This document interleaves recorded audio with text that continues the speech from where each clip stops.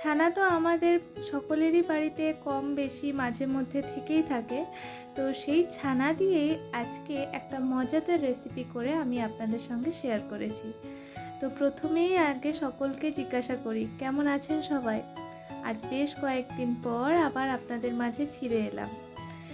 তো বেশ কিছুদিন ভিডিও দেওয়া হয়নি, একটু শারীরিক অসুস্থতা ছিল সেই জন্য। তো আবার মনটাও খারাপ লাগে, আপনাদের সাথে ভিডিও না দিলে তো আর সেভাবে যোগাযোগ হয় না। আপনারাও তো এখন আমার পরিবারেরই একটা অংশ।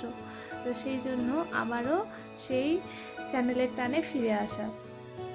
তো এখানে আমি বেশ কিছুটা ছানা নিয়েছি, আর সেই ছানাটাকে একটা বড় এরকম থালার মধ্যে নিয়ে হাতের তলাটা দিয়ে ভালোভাবে এটাকে মুথে নেব। তো এটা এমনভাবে মথে নিতে হবে যেন এটার মধ্যে কোনো লাম্পস না থাকে, মানে দানা দানা যে ভাবটা সেটা যেন একেবারে চলে যায়। তো বেশ কিছুক্ষণ সময় নিয়ে একটু ধৈর্য ধরে এই কাজটা করতে হবে। আর তারপর আমি এটার মধ্যে বেশ কিছু উপকরণ অ্যাড করব। তো চলুন এটাকে মুথে নিই, আর সেই সঙ্গে আপনাদেরকে সেই কথাটা মনে করিয়ে দিই যে ভিডিও শুরুর সঙ্গে সঙ্গে একটি লাইক দিতে ভুলবেন না। আর ভিডিওটি ভালো লাগলে অবশ্যই কমেন্ট করবেন, রেসিপিটি বাড়িতে ট্রাই করবেন। আর সেই সঙ্গে চ্যানেলে যদি নতুন হয়ে থাকেন তো অবশ্যই চ্যানেলটি সাবস্ক্রাইব করে পাশের বেল বাটনে প্রেস করে দেবেন, যাতে পরের ভিডিওর নোটিফিকেশন আপনাদের কাছে সহজেই পৌঁছে যায়। এবার আমি ছানাটাকে এরকম একটা বোলের মধ্যে নিয়ে নিয়েছি। এর মধ্যে এবারে অল্প পরিমাণ আমি ময়দা অ্যাড করব, আর সেই সঙ্গে এর মধ্যে দিচ্ছি গোটা জিরে আর শুকনো লঙ্কার গুঁড়ো আর পরিমাণ মতন লবণ। এই দিয়ে ভালোভাবে ছানাটাকে কিছুক্ষণ মেখে নিয়ে এটাকে আমি একটু রেস্টে রেখে দেবো, 5-7 মিনিট মতন রেস্টে রেখে দেবো।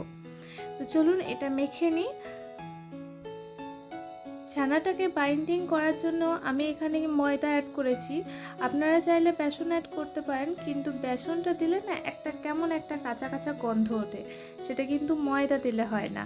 সেই জন্য আমি আজকে ময়দা অ্যাড করেছি। আর পুরো রান্নাটাই কিন্তু সর্ষের তেলে হবে।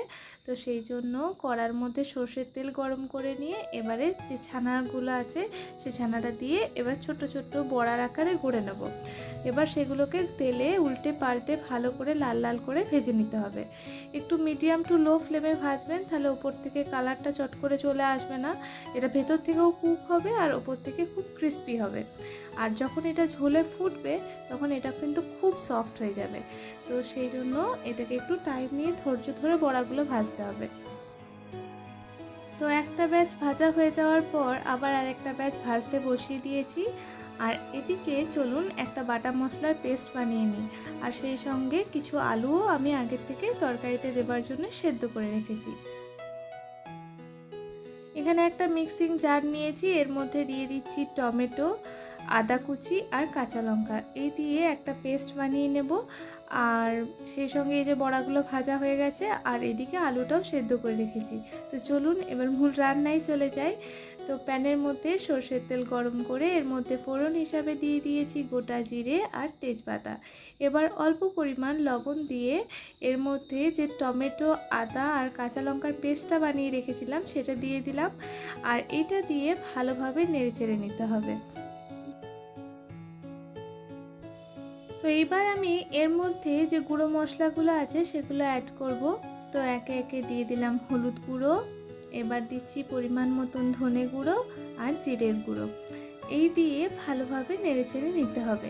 আর সেই সঙ্গে এটা মশলাটা তেল ছেড়ে আসা পর্যন্ত অপেক্ষা করব।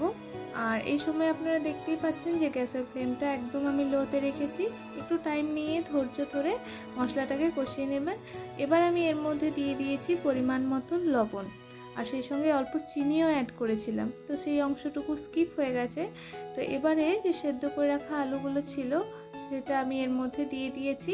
আর মশলাটার সঙ্গে আলুটা ভালোভাবে কষিয়ে নিতে হবে। এইবারে আমি দিয়ে দিচ্ছি পরিমাণ মতন জল। এবারে ঝোলটা ফুটবে, আর তারপর আমি এর মধ্যে বড়াগুলো অ্যাড করে দেবো। তো ঝোলটা প্রায় ফুটেই এসেছে। এবারে চলুন বড়াগুলো অ্যাড করে দিই। আর এটা বেশিক্ষণ ফোটানোর দরকার নেই, 2-3 মিনিট ফোটালেই দেখবেন বড়াগুলোর ভেতরে ভালোভাবে ঝোলটা ঢুকে গেছে আর সেই সঙ্গে রান্নাটাও একেবারে রেডি হয়ে এসছে। তো এটা নামানোর আগে অল্প একটু শাহি গরম মশলা আর সেই সঙ্গে আমি ঘি অ্যাড করেছি। তো ঘিটা অপশনাল, আপনারা অ্যাড নাও করতে পারেন, তবে অ্যাড করলে অবশ্যই এই রান্নাটার স্বাদ গন্ধ দুটোই খুব ভালো হবে।